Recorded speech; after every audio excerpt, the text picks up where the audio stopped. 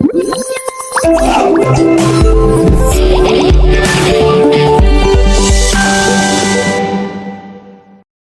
la deuxième partie, on essaie maintenant de faire une présentation de la plaidoirie selon le plan suivant. La question qui se pose, puisqu'on parle avec le juge et avec les jurés, comment on va leur parler? Donc, on commence par des salutations. Exemple, mesdames et messieurs. Donc ça, c'est une forme. On peut dire aussi honorable, honorable, oui, membre, ou bien honorable juré.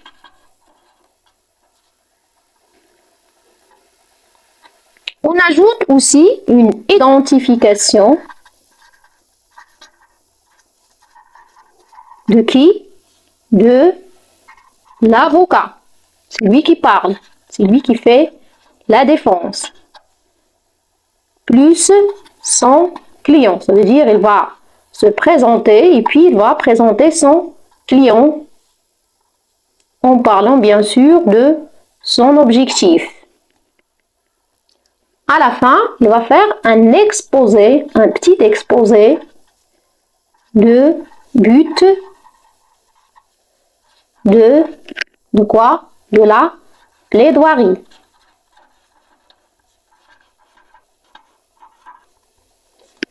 L'étape de développement, exposer des arguments, bien sûr, juridiques.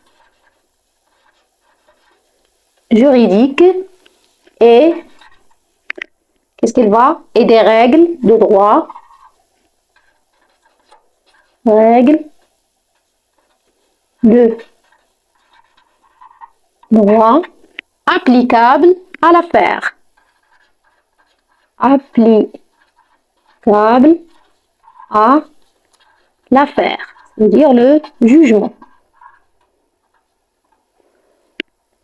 Exposer des arguments juridiques et des règles de droit applicables à l'affaire, qui est bien sûr la peine capitale. C'est la peine de mort. Capitale. Il va présenter les preuves, puisqu'il fait une défense. Et en même temps, il va essayer de réfuter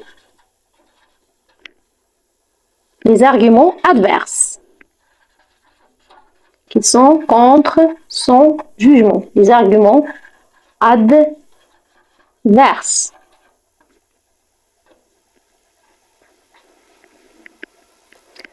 La fin de sa plaidoirie, il va faire un rappel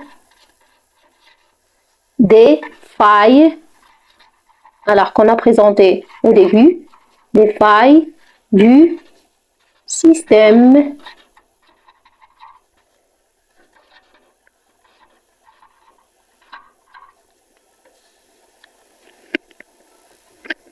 dans la conclusion, il va faire un plaidoyer final en faveur, bien sûr, en faveur de quoi? De la position soutenue. Sa position. La position soutenue. Dans cette position, il va faire une demande de décision favorable ou d'un verdict, ça veut dire un jugement favorable. Pour lui, bien sûr, et son client, favorable. On a dit soit changer ou bien atténuer le jugement. Il peut aussi terminer avec une question ouverte ou bien une citation ou un proverbe toujours favorable à sa position.